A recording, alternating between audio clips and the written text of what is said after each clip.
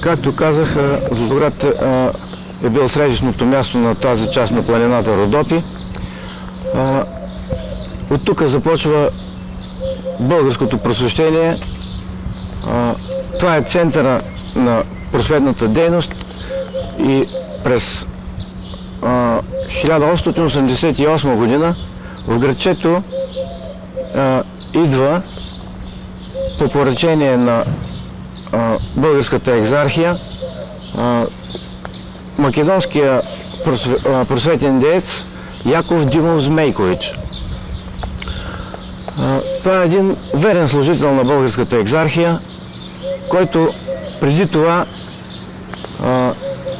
работи като чирак в Цариград, докато учи. След това е ученик в Пловдив, в училището на Йоаким Груев.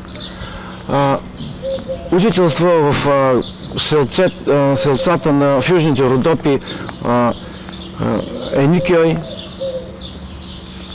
Оттам всъщност Еникьой, което е българското Кръстополе в Южните Родопи, Ксантийско, оттам идва в Златоград.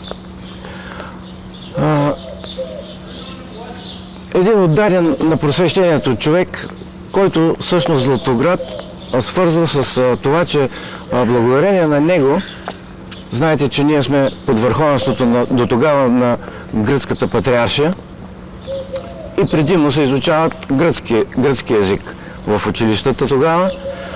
Той е човека, който въвежда взаимоучителната метода в града, когато по-големите ученици помагат на по-малките, но въвежда българският език в обучението и изучаването на предметите в нашето възрожденско училище в града. Той остава около 16 години в града. За неговия живот и дейност съдим по писмата му до българския екзарх Йосиф, съдим по писмата му до родопския възрожденец Стой Шишков, до някои спомени на неговата съпруга в Златоград, с която свърза живота си до смъртта си Василка. И това са всъщност сведенията, за които още повече има един непубликуван том за него, материали на него в Народната библиотека в Иван Вазов в Пловдив. И така, този човек, единственото, което не беше ясно, кога е починал. Обект на моята статия, на моето изследване за неговия живот и дейност е точно това.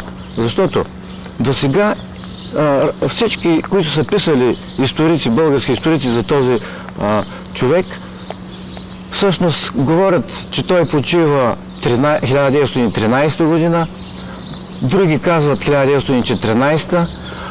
Българският академик Антон Попстоилов в един вестник казва, че той умира през 1896 година и трябваше всъщност да се намери истината, за да се спре с това лутане около неговата кончина. И след като се знае, че той завършва живота си в Златоград, идвайки през 1888 година, трябваше да се проверят църковни архиви, граждански архиви в нашата община и където попаднах на едно сведение непряко за него, защото неговото име не съществува, тъй като много от архивите на общината са били изчезнали, изгарени. В църквата документите са от 1913 година насам, така че той отсъства в тези книжа. Но в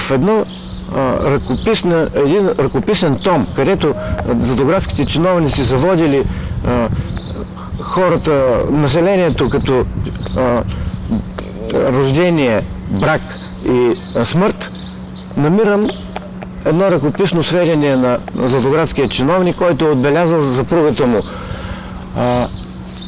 в една от графите за нея вдовица от 1910 година, което с това може да бъде сложена точка действително, че той действително почива в Златоград през 1910 година и барелефа, който имаме на старото училище, което с неговия образ, просто ще бъде преправен от 13-та на 1910 година. Защото документът е ярък и виден на лице. Споменахте академик Антон Попстоилов. Той е, ако не се лъжи, от Лешко, Благоевград. Точно така, той е от село Лешко. Също така свързан с Македония. Да, той е... Македония. Можете ли да ни кажете накратко? Той е огромен учен, той е наистина. И го отбелязва в един вестник на ВМРО всъщност. Вестника. И той се занимава, той е страшен, той е събирал песни, издавал стотици книги, той е историк на българската църква, голям български учен.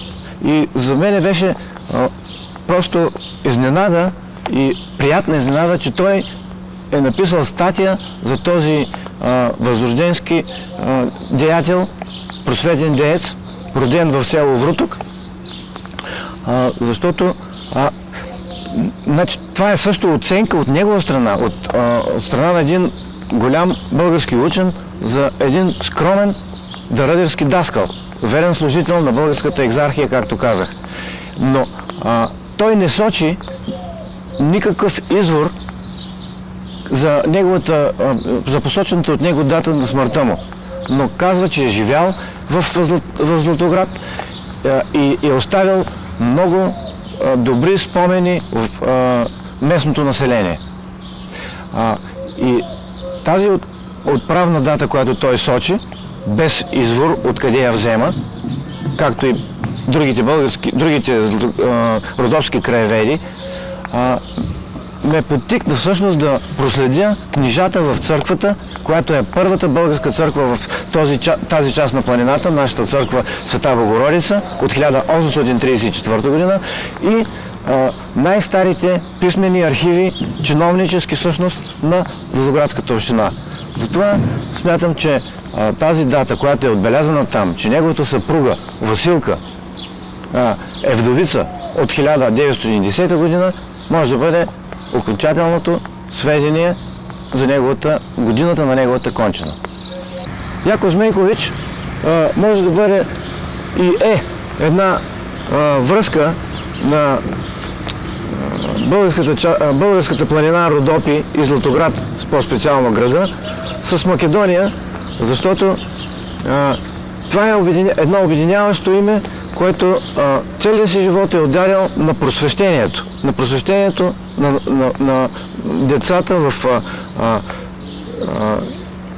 родопските градчета и хубаво е, поне в родното му село, тук да са местните историци македонски да му обърнат внимание, защото едва ли е известен